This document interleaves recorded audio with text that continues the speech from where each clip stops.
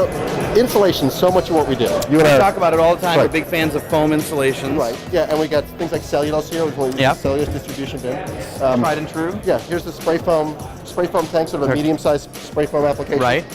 But there's a lot of issues now with spray foam, as we're finding out with the Environmental Building News report. Right. That's looking at the global warming potential with our spray foams, especially those that are using the HFC blowing agents. Which is closed cell foams. Typically our closed cell foams and our extruded polystyrenes. Right.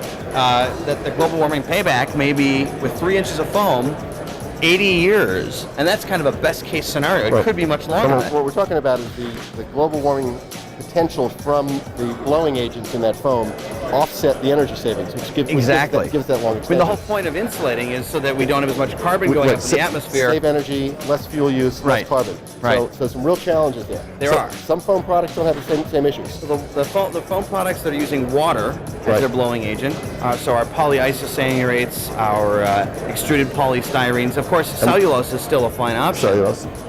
And we're back looking at fiberglass very differently. And we're back looking at fiberglass again. Again, a very difficult material to install, but if you install it properly, it can work.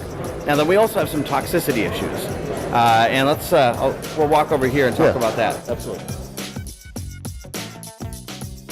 See, Carl, this is exactly what I'm talking about. See, look, he's got the respirator, he's got the suit, he's got the gloves. Yeah, he's got the gloves. He's got the handy foam eyeglasses.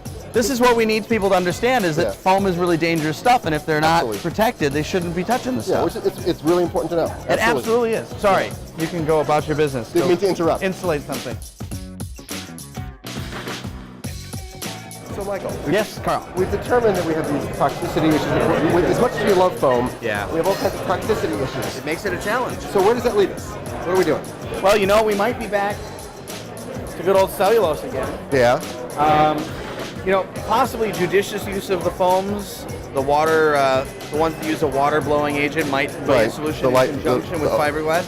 The problem with fiberglass is it's a great insulator, but it's just so hard to install. Oh, it takes so much work to install fiberglass bats correctly. It's very, very challenging. Really tough. But there are other forms of fiberglass insulation on the market that they perform pretty darn well, like the spider stuff over here. Yeah, I've always said, people say fiberglass insulation isn't good, but that's because it's never installed right and doesn't have the adequate air barriers around it. Exactly. If it's installed right with all the right air barriers, it's a fine insulation. It's just getting it done right. It's a challenge. It may be going back to simple, you know. People always tell me, well, foam costs a lot more than fiberglass.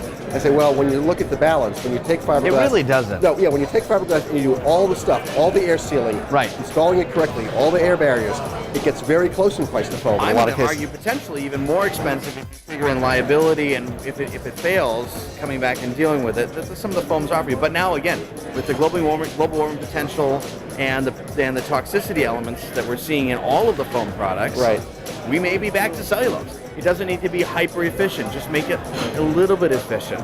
But if you where'd your efficiency first? I took it off. I am shattered. I got rid of it. I'm sorry. I'm upset.